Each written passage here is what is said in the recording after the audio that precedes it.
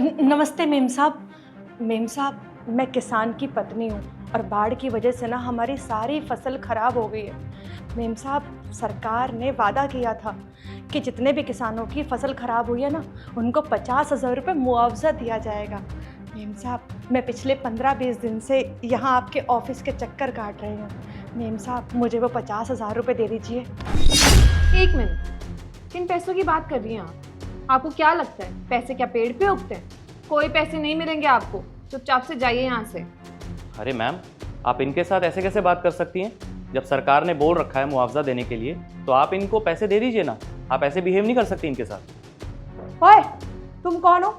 मुझे लगता है इस बुढ़िया का बेटा होगा। तुम्हें पता नहीं है क्या गवर्नमेंट ऑफिसर से कैसे बात की जाती है?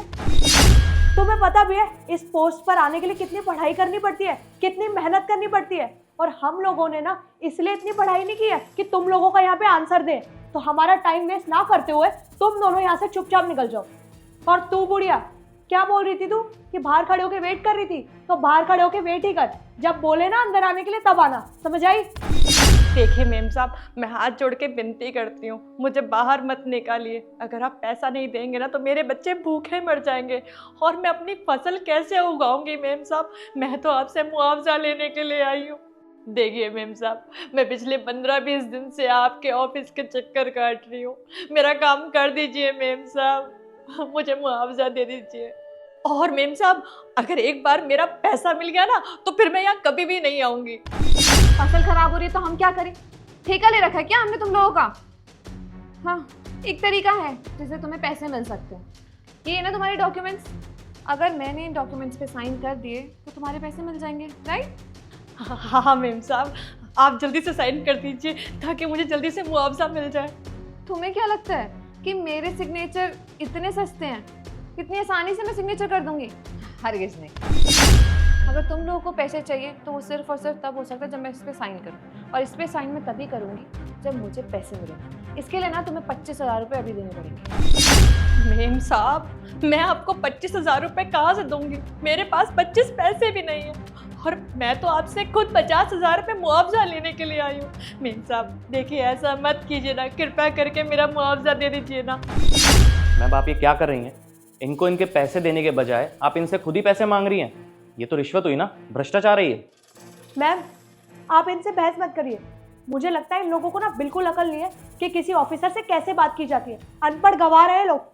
और मैम, ये लोग ना ऐसे नहीं मानते। इन लोगों का एक ही इलाज है, इनको यहाँ से धक्के मार के ना बाहर निकालना पड़ेगा। देखिए, मैं आपसे बोल देता हूँ, मैं कहीं नहीं जाने वाला। और जब तक इनको इनके पैसे नहीं मिल जाते ना, मैं यहाँ से हिलने वाला नहीं हूँ। तुम जैसे किसानों को ना मैं अच्छे से जानती हूँ। रोने धोने आ जाते हो, खुद की फसल खुद ही खराब कर देते हो और सोचते हो कि थोड़ा रोना धोना ड्रामा करके सरकार से पैसे वसूल लोगे। लेकिन तुम्हारी इन बातों में और तुम्हारी इन हरकतों में ना मैं नहीं आने वाली, समझी? पैसे चाहिए ना तुम्हें, तो उसके लिए तुम्हें 25,000 रुपये जमा करने ही पड़ेंगे। और तुम कोई इकलौते किसान नहीं हो, तुम्हारी तरह ऐसे बहुत किसान थे जिन्होंने पैसे निकलवाने के लिए पहले पैसे जमा किए, तब जाके उन्हें पैसे मिले। तो चुपचाप से पैसे जमा कर दो। और अगर तुम चाहते हो कि लीगली ये सब कुछ हो तो इसके लिए ना 1 महीना इंतज़ार करना पड़ेगा। 1 महीने में सोचूंगी इस बारे में, तब जाके कहीं इन पेपर्स पे साइन होंगे, फिर ये पेपर पास होंगे, उसके बाद तुम्हें पैसे मिलेंगे। और वैसे भी ना इस सिस्टम में ना ऐसा ही होता है। मैं अकेली नहीं हूँ, बहुत सारे लोग होते हैं जिनको पैसे खिलाने पड़ते हैं, जो पैसे लेते हैं। तो सब लोगों का देख के चलना पड़ता है ना। और तुम लोग कोई पहले इंसान नहीं हो जो चक्कर काट रहे हो। तुम्हारी तरह ना बहुत सारे ऐसे लोग हैं जो लाइनों में लगे हैं, जो डेली चक्कर काटते हैं, जिनको अभी तक पैसे नहीं मिले। तो मैं तो फिर भी मैं एक अच्छा ऑफर दे रही हूँ। देखिए, मैं आपसे बोल देता हूँ, मैं कहीं नहीं जाने वाला। और जब तक इनको इनके पैसे नहीं मिल जाते ना, मैं यहाँ से हिलने वाला नहीं हूँ। लगता है तुम लोग ऐसे नहीं मानोगे। तुम्हें मुझे अपनी पावर दिखानी पड़ेगी कि तुम्हारे साथ क्या हो सकता है इस हरकत का। रुको, अभी बुलाती हूँ सिक्योरिटी को। Security, security! अरे मैडम, यही है तुषार गंधर्व, यहाँ के न्यू आईएएस ऑफिसर। क्या? IAS officer? मैंने तो अभी न्यूज़ पढ़ी है, ये देखिए। नमस्ते सर। सर आप यहाँ कैसे? मैं यहाँ कैसे? मुझे तो आपसे ये पूछना चाहिए ना कि आप लोग यहाँ पे रहकर कर क्या रहे हैं? सर वो तो बस ऐसे ही। अब छोड़िए ना सर, अंदर केबिन में बात करते ना, एसी चल रहा है, यहाँ बहुत गर्मी हो रही है। अच्छा, एसी में बैठ के बात करूँ मैं आपसे? अब आपको ये पता चल चुका है कि मैं एक आईएएस ऑफिसर हूँ, तो आप मुझे कैबिन में बिठाने के लिए रेडी हो गई। इनका क्या? आपको दिखाई नहीं दिया कि ये बेचारी बूढ़ी औरत यहाँ पे कब से खड़ी हुई है, इतनी गर्मी में बैठी हुई है? और ये क्या भ्रष्टाचार फैला रखा है आप लोगों ने। मैं यहाँ से कहीं जाने वाला नहीं हूँ, यहीं पे खड़ा होकर आप लोगों से आज बात करूँगा मैं। एक्चुअली मैं यहाँ यही देखने आया था, बहुत कंप्लेंट्स आ रही थी आप लोगों के खिलाफ, इसलिए मैं खुद अपनी आंखों से देखना चाहता था कि आप लोग किसान और उसके परिवार के साथ कैसा बिहेव करते हैं। और अपनी आंखों से मैं देख भी चुका हूँ, इतना बुरा व्यवहार करते हैं आप लोग उनके साथ। आप लोग ना इन लोगों के साथ बहुत गलत कर रहे हैं। अरे सरकार आप लोगों को सैलरी क्यों देती है, क्यों इतना पैसा देती है? ताकि आप लोग इन जैसे लोगों की मदद कर सकें, इनको इनका हक दिला सकें। लेकिन आप लोगों ने सिर्फ और सिर्फ भ्रष्टाचार फैला रखा है, करप्शन फैला रखा है। शर्म आनी चाहिए आप लोगों को। अरे किसान क्या होता है आप लोगों को पता भी है। अगर किसान ना हो तो क्या होगा, इस दुनिया में कुछ नहीं बचेगा।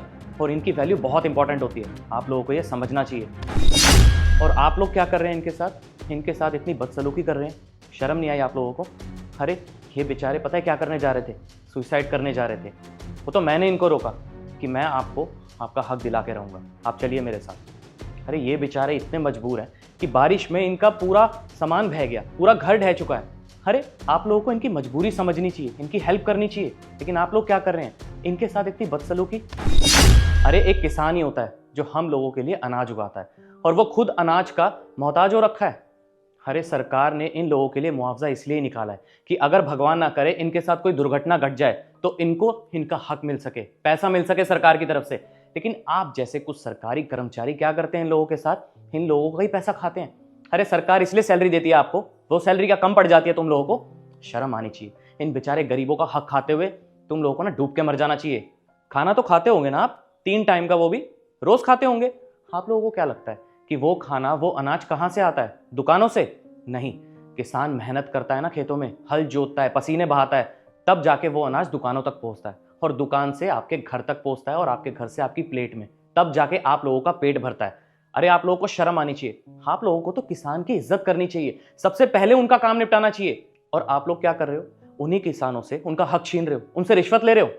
आप लोग क्या समझते हैं अपने आप को कि आप लोगों के पास बहुत सारा पैसा है, बहुत सारी दौलत है आपके पास, और उस पैसे से दुकान पे जाके कुछ भी खरीद सकते हो।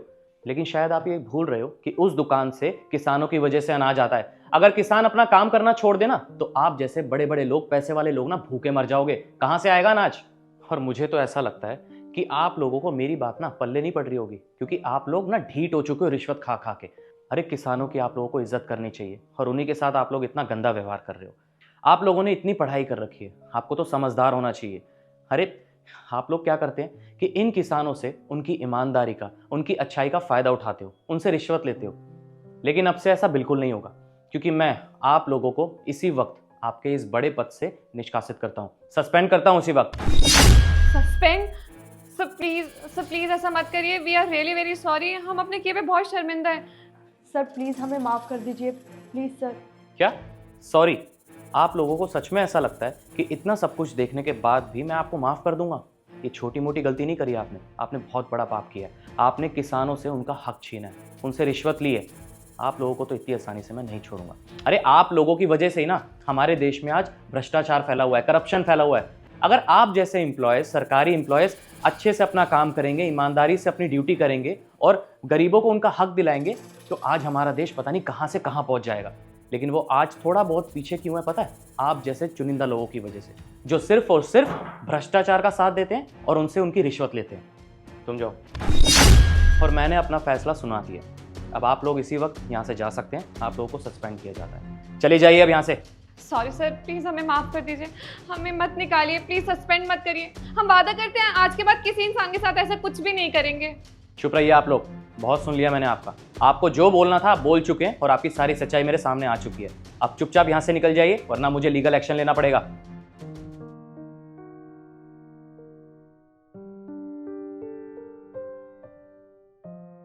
देखिए मैम, आपको आपका मुआवजा मिल जाएगा, क्योंकि मैंने आपसे पहले ही वादा किया था।